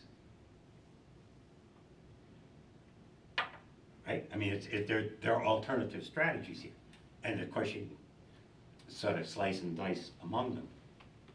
But if I understand it correctly, the number to get to a 0 mill rate increase would be to reduce the budget that was just voted down by $550,000. And so another question, I guess, if we were having a public hearing, you could ask is, all right, you tell us. We can stop plowing the roads. That's not a problem. Steve Handler would be happy, he doesn't have to buy a new truck. The other thing too, I think, is if we could see in just an easy Excel spreadsheet, each line item with the most increase in it. So you're gonna look at salaries, you're gonna look at benefits, you're gonna look at special ed tuition, run it down the line, where's the increases? Well, we don't have any control over the education budget. I know that. So why don't we That's just my go to point. them? Why don't we That's my just go to point. them and tell them, we need you to cut X to get us to our place? And allow them to do Well, whatever they need to do. I think, well, I'm talking like for the workshop, so if we can see just a data sort on the increases of this budget, because you're gonna look at benefits, and again, now it becomes a transparency issue and a communications issue. Benefits was how much of the increase, special ed tuition was how much of the increase. Salary, and then put that 50 grand of the extra as a separate line item. Salary increases, 50 grand. I don't even know what else is the big issues, but you're gonna see that it's a major chunk of money up at the top and this little bitty bit stuff down at the bottom. And when people look at the major chunk up at the top, they go, oh, well, what do you do with that? Like, how do you figure that out? You're assuming they're gonna follow that logic. Yeah, I guess, yeah, I don't. One time, I just wanna get. First of all, I think it's fairly fundamental that misinformation always leads to misunderstanding. And what we have here is a tremendous misunderstanding of the facts, which we're gonna clarify as time goes on here. I have no doubt about that. The other is we have, because of that, we've got a lot of lack of trust now. When that many people vote against our recommended budget, I feel a lot of lack of trust.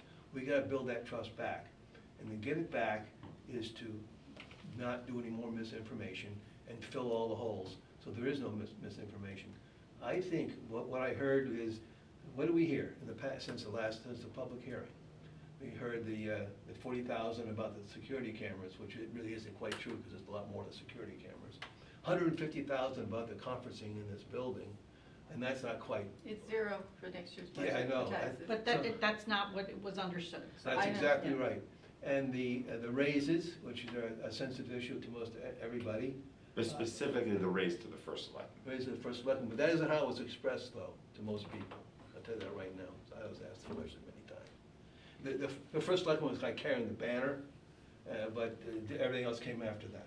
So people were upset to begin with, quite frankly, right now. They're upset with everything, not just here. And this was a way, they can't do much about the state, they can't do much about the federal government, but they can do something about the town. And I appreciate, I want to say this out in public, I think you folks agree too. I truly respect and appreciate people participating in the referendum and voting, either way, yes or no. Because it's good to have participation, we can come with better decisions with that. So I really appreciate that. It's not the decision I wanted, I looked forward to, but hey, that's, people participate, that's most important.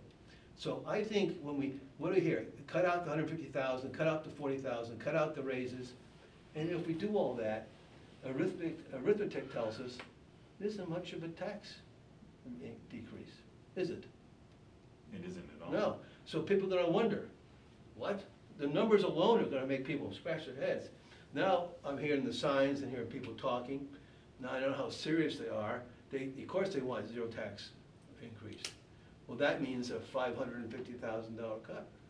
So something to your points, something's gotta be cut. That's where we need help in deciding what to cut. And that's where we need to be careful when we tell people what the options are. We're gonna give them options. And we're gonna have a public hearing, and we're probably gonna get some phone calls, emails, whatever, but we're gonna give them options. And it may not be so pleasant for them, we'll see. Because it does, $500,000 is a lot of money to take out of the town budget. So, but we need to be clear as we go forward, is that we make darn sure there's no more misinformation. If there is any, we gotta go kill it, wipe it out, because people need to hear the facts. It's real important. And I think they will listen to the facts. I think what happened the past 2 weeks has been unfortunate, to tell you the truth. How much was the increase for the Board of Education?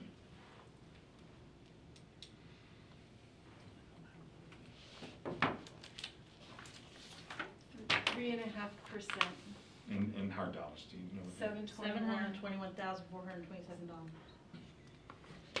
But who's gonna? I think we have to ask the first selectman, we have to ask the chairman of the Board of Education and the superintendent to do some work to help give us the money we need.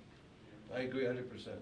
I also think. Because and if I we want- start going into their budgets respectfully, and we start telling them that they can't, they gotta cut this and that, we're going into this. I agree that those items that were target items that we're probably looking at, but I think it would only be respectful to go to them and say, this is what the town wants, you gotta help us. Todd makes a valid point, though. I can take the items that people wanted adjusted and show just how unimpactful it is. We knew that all along, though. Right. The other thing, though, when I'm reading, why is there an increase in this budget when the federal government is giving us 1.3 million? But that goes back to. What we discussed a couple hours ago, or so. We can't just put it in our budget and run with it. Right, There it's not is- free money. It's not free money and it's strings attached. Right. So, we're gonna take it, but if we go spend it where we're not supposed to, they're gonna make us return it. No, that's right. Well, that's the answer to that question, we understand that. Right, but, man, I believe the explanation, document, whatever it is, that we spoke of earlier this evening, of these are the grants from the federal government, these are the conditions under which it can be spent, this is what the town has chosen to spend it on, needs to be in the paper yesterday, but very, very soon. And I realize there are a couple of them that we don't, if I understand it correctly, aren't entirely sure what exactly the strings of it are yet, because we haven't been told by the federal government yet. But Yeah, well, it's very, very, very broad-based without giving us a drill down, yeah. right, but getting that out in front of people fairly soon would seem to me to be a really important step to helping them understand Right. where we're at. I think what people are gonna understand is a zero increase. They don't wanna pay any more in taxes. So you've got that twofold situation. You've got the show pieces that you'd get rid of to show good Right. faith, and then you gotta show them no increase in their taxes, because the That's one right. thing is not gonna cause what they want. So That's we've right. got, Taking out we've that. gotta do two things. That's Yeah. my thinking. No, I think we're. And we know that the we're- capital, we know that the money coming in is not a solution because we can't spend it. So it's not like we have the extra revenue to cover it, because that money's earmarked for things that aren't in our normal operating budget. It's for Right. capital related stuff. So, Well, and that's the reason I'm it's proposing largely we. for COVID-related things. Right. But that's the reason I'm proposing we approach the leaders of those areas and ask them where the givebacks can be. Because I don't wanna go to Rob and say, I want you to cut this, this, and this. We already know those pieces we do want to cut, but I think it's fair to go to the leaders of those respective boards and give them an opportunity to see how they may wanna do it. I think we have to, because they're the experts. Because it in the is, we area. gotta get it done on Monday, and there's no other way that we can do it without them saying, okay, we could cut this or That's right. that. And I only wanna point out, and again, I made a point of it in our last meeting when we set the budget. Maybe, and it wasn't a lot of money, but it was some of it, maybe we look at a longer cycle on this road Yeah. resurfacing, going from 10 years to 12, it just allocated a little bit less, we could always increase it, but maybe that'll save us a little Well, something. Yeah. I argued, probably annoying you, very strongly, that we haven't taken good care of our roads for many years. And a plan was put together by Public Works that would, over 10 years, get everything into a cycle where we wouldn't have to spend as much going forward. And I still like that plan, but, and there was I think it was 150 that I So you're right. beat people into saying, yeah, we'll do it, but we'll do it from reserves. Yeah, I was one of those guys you probably beat me to. Right. And what I would, if we gotta come up with a $500,000, we could defer, go back to your suggestion of a 12-year plan. And then say, okay, we've got 150 of reserves that we can use to cover other things. Right. Now, I do want to add some additional information, because that was a heated discussion at that meeting. Not heated, but it was good, I feel this board offers real good insight. Everybody respects one another, brings great things to the table, and we listen, and we really try to work hard, and we all have the same goal of helping our town. After that meeting, I went to my friend who's the director of public works in a big city outside Hartford, and I asked him what they do. And there's a company that comes out, and you pay them a fixed dollar amount every year, and they look at every single road, and they come up with your plan and tell you how much you ought to be spending. It's not, the 10-year fixed thing works, but it may not necessarily be that. They'll focus on the big one, the ones that are bad first, and he said they'll do your trees too. And I was like, wow. but it's an ongoing expense. So it might be something that the town investigates later, where someone comes in and assesses this and gives the public works director the ability to say, here's what we ought to be expending, because this is, we've gone out and surveyed it and done all that. And didn't sound like it was terribly expensive. That's what they do in some of the major metropolitan areas. In the interim, I agree though, because he said, without question, your biggest assets are your roads. You gotta just fund them. You gotta put money into it. So he took me away accepting more and more of what we were doing. I'm just wondering if maybe we're going into it a little bit too quickly. And by the way, you know, and it needs to be said in public, some of the things that if we don't do the things that we did, we were putting a lot aside for capital. That's where most of this budget really resolved.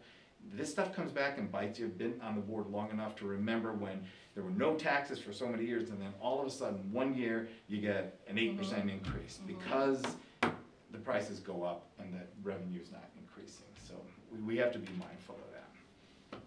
Joe, you have something? I do.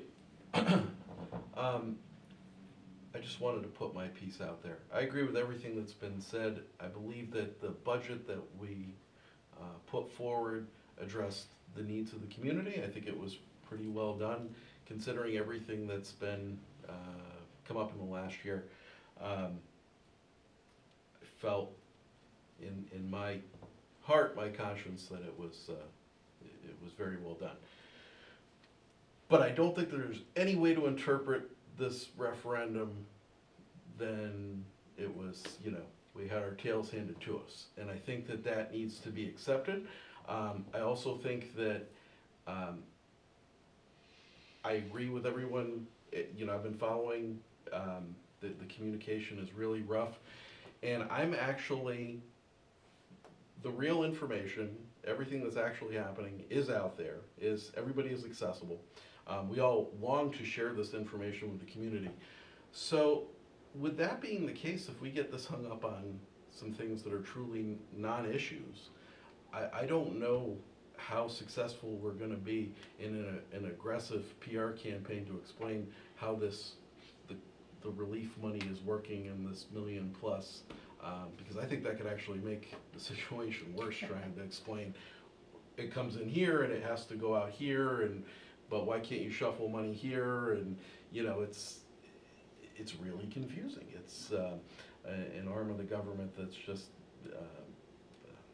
so bloated and so out of touch with the common person that it's just maddening. But what's bothered me through this whole season is that, and Bill, you spoke to it at the town meeting, which is you ask for input, and through all of our workshops, no one came and said, I have these massive concerns about spending. I mean, it was just, and you continue to throw the address out, and please send your comments and your questions in, and those didn't come. So I think that if we can once again beg and plead, and anyone that's been very vocal about what we spent money on, and whoever's led the charge to really use the public's voice. This is the referendum is the community's function to tell us what they think of our budget. A message received, and so I think, unfortunately, and I'm not saying that I want to advocate this position, but I do think that the result of this vote is deep, painful cuts. That's what the referendum has communicated to me, and with what you said, I agree. That will create more problems down the road. But there has to be a balance between effective communication and giving the taxpayer what they're asking for. So I'm in favor of both. I think that you hit the nail on the head.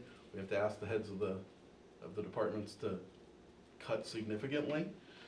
If it creates hardships, then hopefully that's going to cause people next March to come to the workshops and say, you cut this last year, it was catastrophic to us, you need to put it back in this year. I think that's the function of our whole system, and I think it'll cause a lot of aggravation, but I do think it's important that we communicate back to the taxpayer in East Haddam that we understand.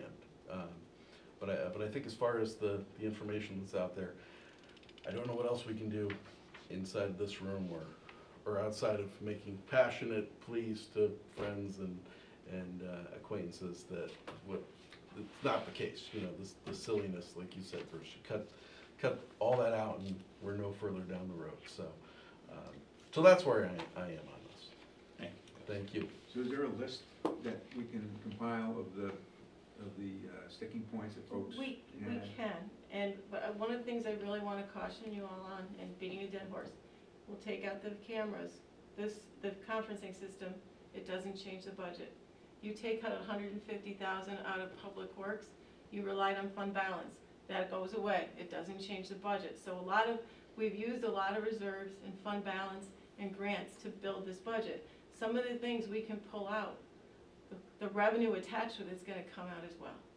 So as we go through this, you're gonna be hearing that a lot from me because there's pieces that are attached. So if we were gonna pay for it with a grant, it goes away. But so then we can't we don't have the grant revenue, so they're Yeah, gonna be and corresponding. that's imprudent, right? That's imprudent. The grant is coming in, we can't make it go, that's somebody else spending the money, it's not taxpayer money, really.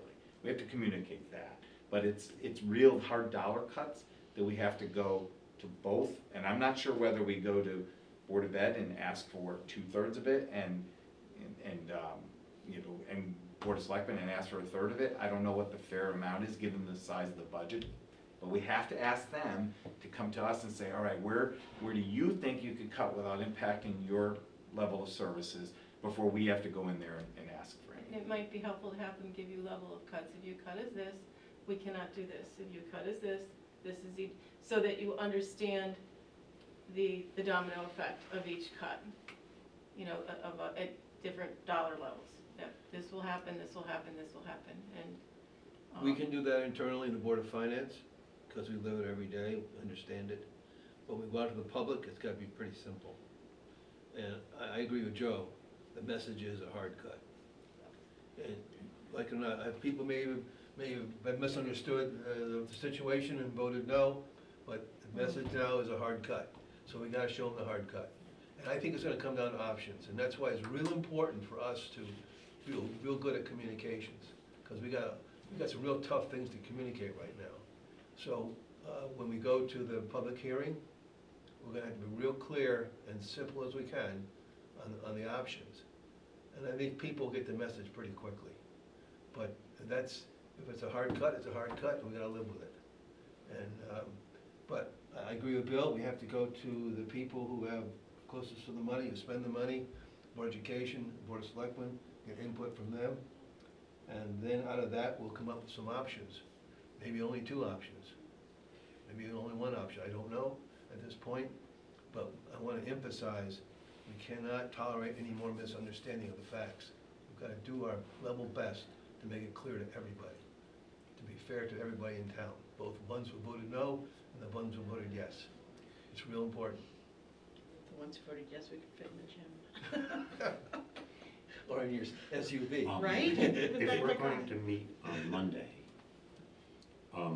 I assume that, I'm gonna reach out to both the first selectman and the superintendent and the chair of the board and meet with both of them before Monday. right, but this is the problem we have, and, I will do that. yeah, and, well, I mean, they don't have to take Saturday and Sunday off, they can work and come to us on Monday with their well-thought-out plan, but, No rush, but we need it Monday. Sounds like my boss. but having them there in the room would be very, very helpful. Absolutely, and I think their input is valuable, because, again, I don't think it would be prudent on our part to target them and then tell them what they gotta do on top of taking money away. So, that's why I want their dialogue in here, so I will have, unless there's something different from the sentiment of this board, I think I have pretty good marching orders of what to say to each of them, of what we're expecting, and I'll meet with both of the chairs.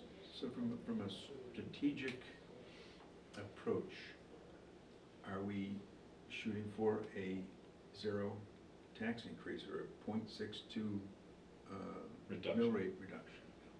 Are we, or something in between? You know, what's our approach? Are we gonna I think start with that? it would be good if we see what you know, what cutting X to the Board of Ed budget means, what cutting Y to the town selectmen budget means, like, and then figure out something in between. So perhaps if but, we yeah. said, as our goal, we want to be there, but we need to know what the impact is, and then. Right, and if we don't then agree if with they- that. So then if there were stuff that was really causing trouble because they got cut so much, then, all right, then what's the next level of cuts you can sustain without causing that level of pain? If we could get a couple of levels, I think I do have to communicate to them 0, and then we build up from. But are the voters looking for? We're gonna have to guess that, That's and I don't I know. exactly think- what I'm getting at. I think Yeah. this was a cult of personality vote, and they don't like Rob, and they didn't like this whole thing, and this, they thought it was an election and not a budget vote. Yeah, there's a lot of angry people in town. I got the same sense that Tracy's got, so things got really confused, and misinformation was sort of like a catalyst that sparked it off like a gasoline fire. But so we gotta smooth it out, and put the fire out, and bring us all back to home, because we can't let the town go off the rails. But we have to go in hard with what they said. Hey, they had to say, they had the largest say. They say yes or no to this vote. The taxpayers have the biggest mouth, the biggest voice. And they said, the message I got was cut hard. I heard 0 tax increase. So we gotta at least go there and in earnest and make a sincere option that this is what happens when we cut it 550,000. Now, this town, unfortunately, because cans are kicked down the road in the past, we all know that real well, we got a road problem, and then because of Mother Nature and a few other things, we got a tree problem. Two things you can't ignore, the tremendous liability to the town. So we gotta be real careful when we cut the 550,000. It's gonna be a tough job. I think the townspeople would appreciate that when they see what needs to get done. But we have to do it, and nobody else is gonna do that. We'll take advice from the Board of Selectmen and Board of Education, but we're the ones that gotta monitor this. And the biggest, toughest job we got, I think, right now is communication. We gotta communicate Well, really well. Let's, in some ways, we're put under some pressure because we really have one workshop date and we gotta kinda get the solution we need then. But then again, everybody's aware, they're listening, we may get participation in that meeting, and that will be the helpful time to get a sense of, that'll be when we have these conversations, and maybe we discuss the options from a 0 to, less, and then get the feedback from the audience, and then make our decision then. We do need to get this done on Monday.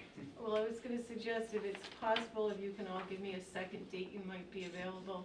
If you could each email me by tomorrow and I can see for meeting space, because if Monday night you decide you need more time, then the quickest you could meet was Wednesday because of the posting requirements. So if we can, I can post and cancel a meeting, but it'd be just to have a backup, an additional night. You probably can do it in one night, but just the timing. I think that's a good idea, have a backup. All right, so for now, we're gonna do Monday, and we need a backup date. Do any of us have those dates in mind? And then I Need to get back? I mean, Cindy needs to be here, so it's gotta be that week then, right? Yeah. Anytime that week is fine with me. So it could be, And I've gotta find where is Yeah. available meeting space. So if you all can shoot me your dates and I can check with the selectman's office to see what's available.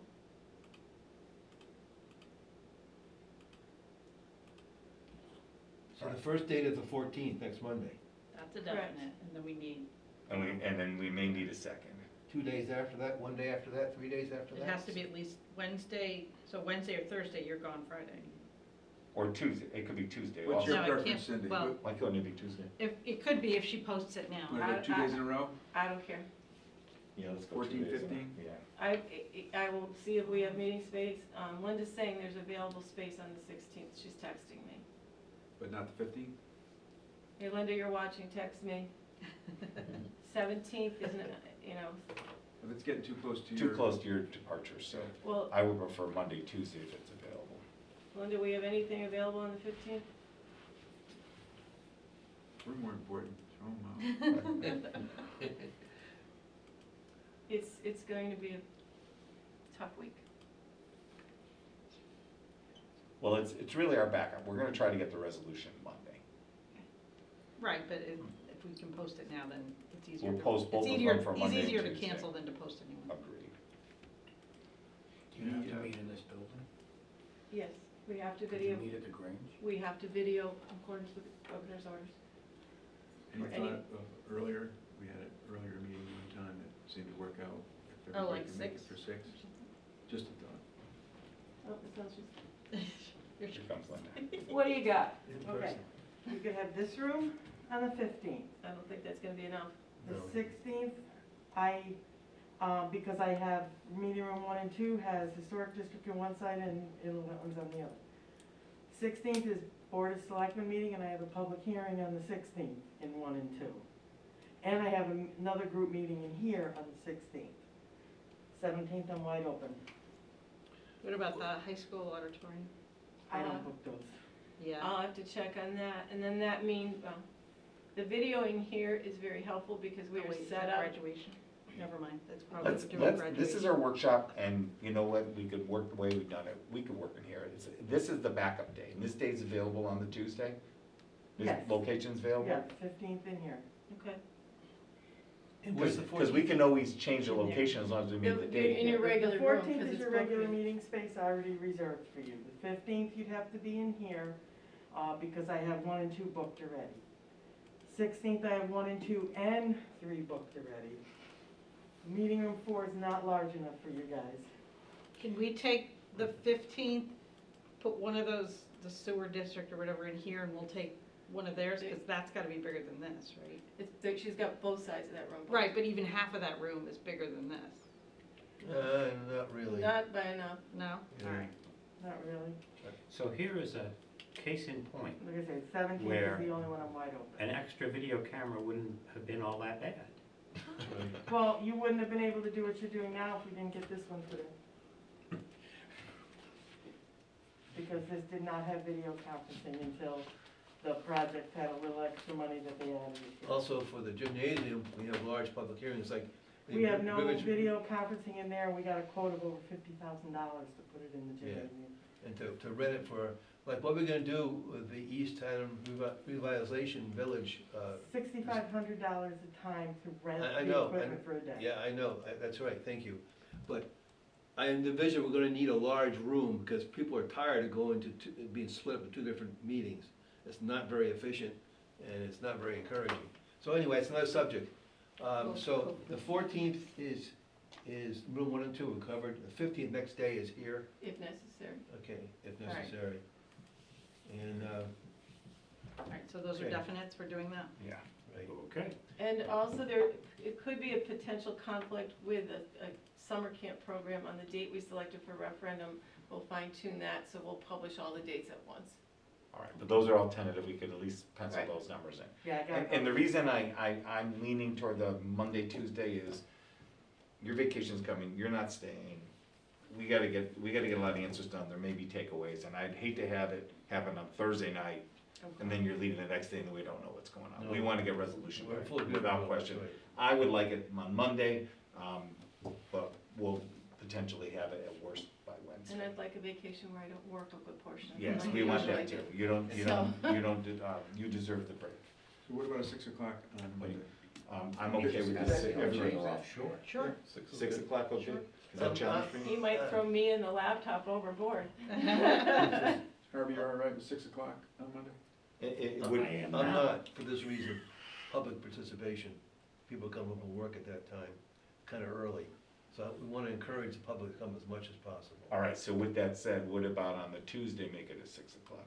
I think Tuesday, and just. Because it's a tentative meeting, right? But from my perspective too, with your last meeting, when you guys are throwing everything at me to compute, I always would like a breather.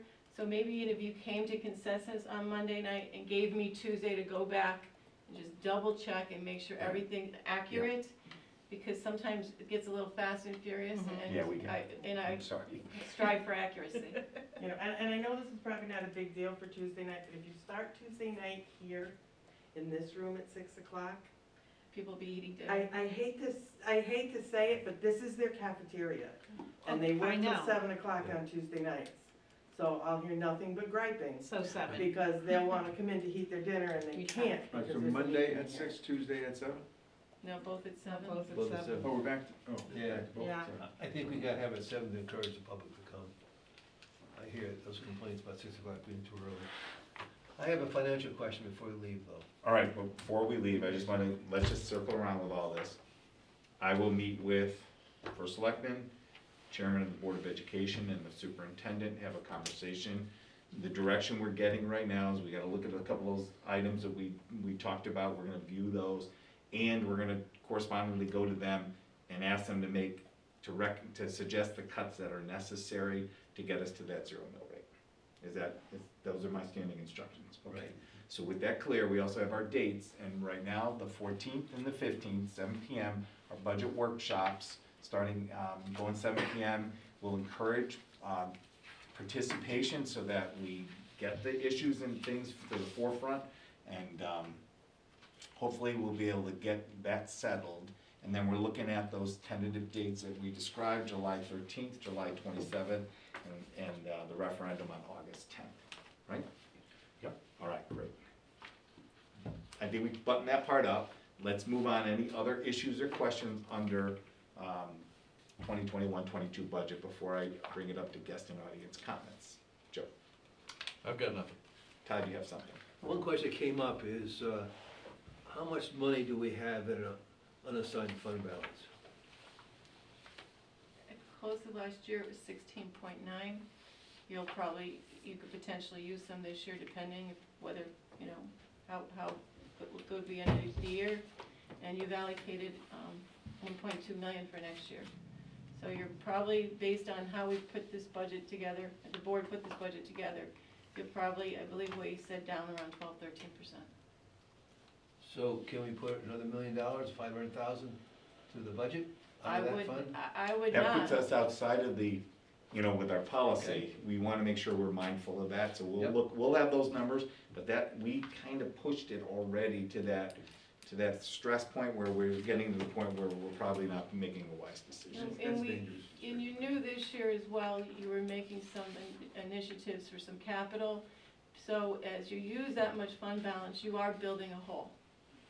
If it's not all of it's one-time money, one-time revenue, one-time expense. So you've got to be very careful that we don't make our cliff or our hole bigger for the next budget cycle. I mean, you're the board that votes for all of this, I'm just here to advise, but I would exercise caution on that. But it Understood. will be addressed in our conversation on Monday. Good, thank you. Anything else? That's it. Tracy? I have a really stupid question. So, they keep talking it's a 3%, and I think that 3% tax increase or 3.5. something. 3.5. 3.5%. Can somebody do the math for me on that? What numbers you're using to get to 3.5? What do you mean?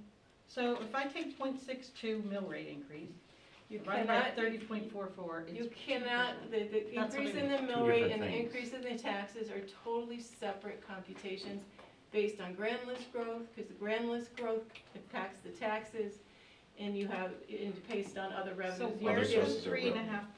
from then? It's the tax increase. The grand list went up. to You took make the it- taxes that we charged last year, and you take the difference from this year to last year and divide it by what we charged last year, and that's how you get. So, 3.5. Sure. for example, Tracy, Well, we assessed his taxes last year, I should say. if you had a 0 mill increase, the taxes are still gonna go up. We're still gonna collect more taxes because of grand list growth and because of new homes and improvements. Okay, but is that coming out of my pocket? It For will come some out of of the the other people's pockets. It comes who are out of not the someone's stat- pocket. It'll come out of the pockets of people that's not the status quo. So if you built a new home, that's a new item on the grand list. Right, and I would expect my. Or if you put an extension on your home. I understand that, but I would expect my property taxes to go up accordingly. Right, so for people, if your house was valued at 200,000 and you did nothing, your value is not changing. So if the mill rate stays the same, you are not adjusting.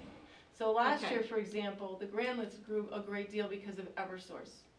So a lot of revenue came in, Eversource was paying that revenue, and the board was able to sustain everybody else at zero interest, zero Right. mill rate increase. But Eversource added that $16 million So when I in hear programs. that taxes went up 3.5%, I'm thinking, oh Christ, my bill is going up 3.5%. Yes. Tracy's It's right on. not. I got the same stuff. It's Same not. problem. My Yeah. taxes are gonna go up. This is true. Yeah. They'll go up less because there's grand list in there. Right. I'll break it out. It's very, very confusing. But that's, unfortunately, that's how it's always computed, but I think it's helpful. I will provide for you the amount that is generated just by the grand list growth alone. Yeah. Tracy brings up a good question. I had people ask me the same question. They see the taxes going up 3.5%. You can look at our Citizens Guide. or Right, everything else. exactly, you have, And they yeah. scream at about 3.5%. I said, no, it's not 3.5%. They assume automatically it means the mill rate's going up 3.5%, and it's not, it's only going up 2%. Well, we're gonna make it go to 0. But, so there's still gonna be a tax increase, but it'll be a 0 mill increase. So that's another thing that confused this whole referendum this time. They accelerated people's thoughts. Okay, anything else? No. Okay, we're gonna now move to the end of the meeting. At this point in time, we are on guest and audience comments. Any questions that came through during our presentation? No, and just, if you don't mind me backing up, if you did a 0 mill rate increase, just on the change of the grand list, taxes are going to go up 1.4% because of the grand list growth. There's $386,000 built in. Revenues are gonna go up. Right, Revenues are gonna go up, not Individual tax. taxes aren't going up. right. Exactly, yeah. Our So- revenues have increased by X amount. But that's why it's Our important. tax revenues, You mean tax collection? tax collection, Elections are gonna go up, but that's why it's important to look at the mill rate and not the taxes, because the right, tax. so putting that in there just adds a whole bunch of Okay, mix to the gumbo, and I think it It gets does, very and it confusing. did. All right, before we, Excellent point. Okay, Bob, Thank you very much. thank you for making that clarification. No emails? no, Did you have anything you wanted to say? Yes. Please. First of all, for those of you that don't know me, my name is Paul Stolman. You may recognize my wife's name, Linda. I wanted to sit in here to thank you all, each and every one of you, for the effort you put in on this and that you continue to put on this thing tonight and Monday and maybe the Tuesday and beyond. Candidly, I hope someday to be deemed worthy to sit at your table. I'd love to be a member of the Board of Finance. That may never happen, but that doesn't matter. You're gonna see me at future meetings, including Mondays. I think the public reacted to the 3.5%. I think the minutia that all of you deep into the details of, and probably know intimately, was lost on us.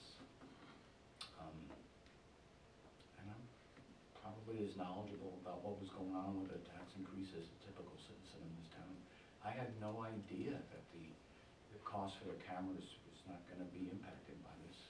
If I understood you correctly, Cynthia, that wasn't coming out of the next year's. Yeah, I had no idea. And yet that was a loud siren. Why are we spending all this money on this? it was asked and answered. So I agree with several of you that made the comment about communication. And I can only imagine how challenging it must be to communicate a very complex subject to citizens that understandably but regretfully don't really participate. And so they hear the net, and they presume, oh, my taxes are going up 3.5%. I'm voting that thing no. And I expected you to fail today. I've been here since 5:15 this morning, but I was stunned at the ratio, as I'm sure all of you were as well. But most importantly, I just want to thank you. Thank you. Thanks for your good wishes. Anybody else? Anything else? No. Okay. At this point in time, I would like to entertain a motion to adjourn. So move. Second, Second, all in favor? Aye. Aye. Thank you all. good conversation. Sure you don't want to stay? No, Come on, really? If there's anything any of you Is Rob available think tomorrow of, morning? just email me. Rob just went on a vacation, by the way. No, What's I'm that? teasing. Let me go see if I can make an appointment there. Maybe Brian too. Oh, I gotta shut this off.